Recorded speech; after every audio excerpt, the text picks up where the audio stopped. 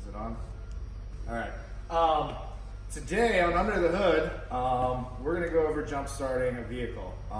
Seems very basic, but it's a skill that I think a lot of people think they know how to do, but they don't have a lot of confidence in. So I'm going to show you how to jump start a vehicle. Here is our dead vehicle. This is a 250 Chevy Suburban, big 6-liter V8. It's dead. This is my little Ranger. It's a little truck that can. We're going to jump start this big truck with this little Ranger. So first I'll show you what this battery sounds like when it's dead. It's a very typical dead battery sound. It just clicks a lot. That noise is the starter not having the power to turn over the engine because the battery is too weak. So first thing you got to do, access to the battery, get your jump starting vehicle in a position to where it's going to reach it. And the first thing you're going to need is a great set of jumper cables. I've seen a lot of people's having any jumper cables are better than no jumper cables, but having good jumper cables are completely invaluable. So recommend getting yourself and carrying a good set of jumper cables. These are great because they're really, really long, so in case your car is face forward in a spot and you need to jump start it, these will reach all the way down there. They're also very heavy gauge cables, so just good jumper cables, worth their money. When you need them, you gotta have them. So you're gonna take your cables,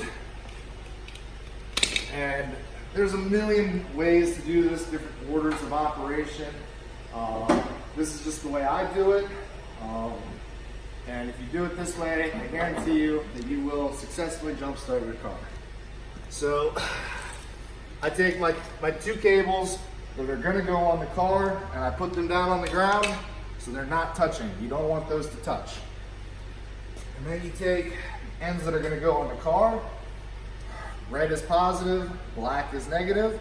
And we'll put these on the dead car first, and I do that because it doesn't have a lot of battery power, so if you do accidentally touch the cables together, it's not as big of a deal as if you put it on a car that has a full charge. So if you come over here, this is GM's side terminal battery. They're pretty terrible. They're a little harder to jump start because you don't have great big battery terminals to get a hold of, but same rules apply. So this is the negative. It says negative right here.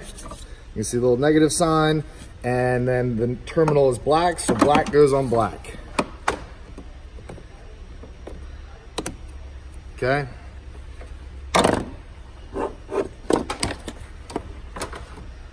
And then you're gonna take the red one. Red goes on positive. Positive is indicated with the plus sign, and usually the terminal's red. Sometimes, you know, they try to confuse you, and they make that a little more difficult, but rules of thumbs here, right?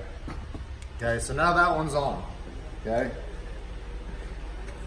The next thing is the next car. So you have your positive and your negative. You do not want to touch these together because theoretically there is some voltage running through here. So you take your negative, put it on your negative. Actually, we'll do positive first. Do your positive first, and then come over here to your negative, put it on there. Sometimes you gotta wiggle these things because corrosion builds up on the terminals, and you know, make sure these things are getting a good contact. Okay, now that all this stuff's connected, we're good to go.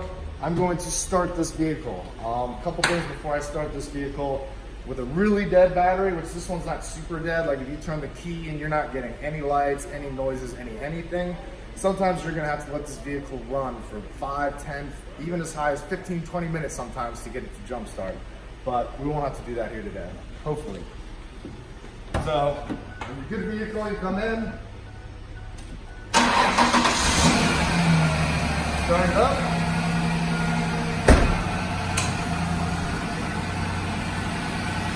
Double check your terminals, that's good. They're still attached, so we're good.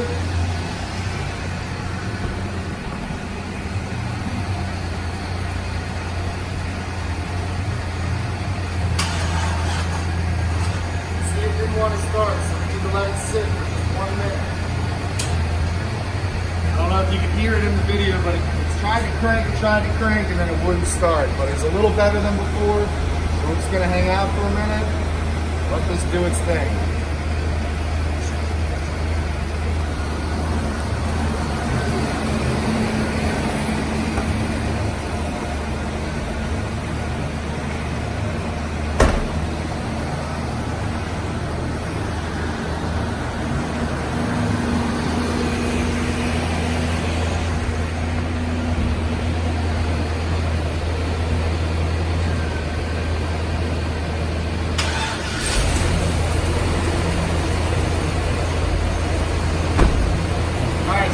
This vehicle started right off.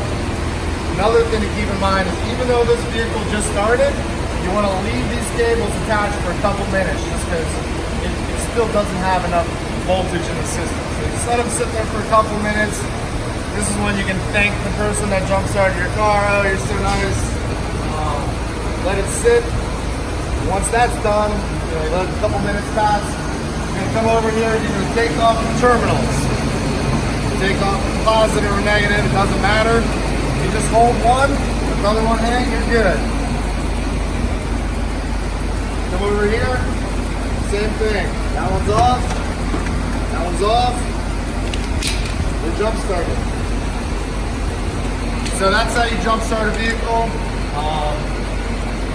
It's really basic, it's really simple, if you know what you're doing. It's a skill that everybody should have. So that's Under the Hood for today. That's how you jump start a vehicle.